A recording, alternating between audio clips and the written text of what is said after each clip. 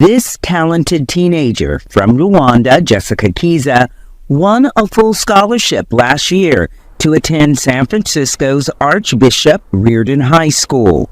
She loves basketball, ballet, and most of all, bioengineering. I found out that without biomedical engineers, doctors wouldn't be here. So I was like, why not help the doctors by making devices that would help them improve the patient's care? When Jessica applied for the mandatory F-1 student visa, which allows students to live in the United States while studying, the U.S. State Department denied her application, dashing her dream. Debbie Finling, who met Jessica while working in Rwanda and planned to host the teen in San Francisco, was equally devastated by the denial. She's left thinking that it's a flaw in her as opposed to it being a flaw in the system. And that just crushes my heart.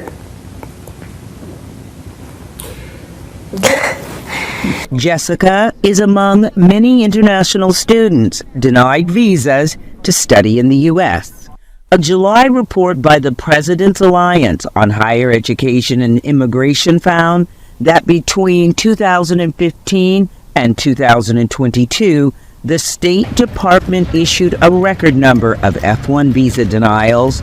The report says during that 8-year period, reputable schools accepted 92,000 African students like Jessica, but they were also denied visas without being given a reason. The study by the Alliance of more than 500 university and college presidents also found that students from Africa have the highest denial rate at over 50%, while that for European students is below 10%. Denials have gone up overall globally, but more importantly, denials have disproportionately affected students from Africa. And no matter how we slice and dice the data, no matter which time period we look at, what remains constant is that students from Africa have been denied visas to study in the US at far higher rates. The State Department says it cannot refute the university president's data or methodology. However, in a written statement, it said that in 2023, the department issued more than 40,000 student visas to African students, the most in the past decade.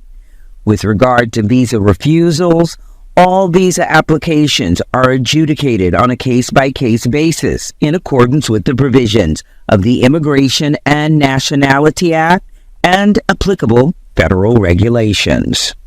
Steve Moss, Finling's husband, also regularly works in Rwanda. He called the visa process flawed.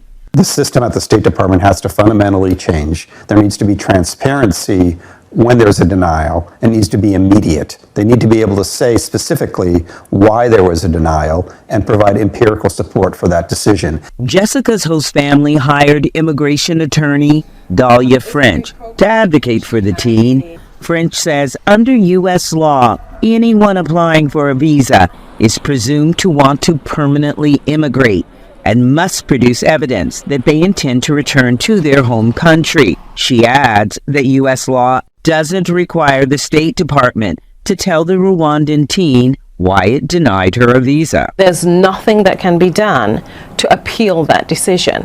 And the law that allows them to make that decision does not require them to give you an explanation of where you failed. I do think there is a definite brown and black bias in U.S. immigration. I don't think it's deniable. Meanwhile, Jessica keeps her spirits high. One thing I learned is that this world is so unfair and we can't always get what we want, but there are countless opportunities that are waiting for you.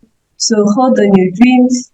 Now a senior, Jessica looks at colleges in countries all over the world to pursue her studies in bioengineering. Robin Guess, VOA News.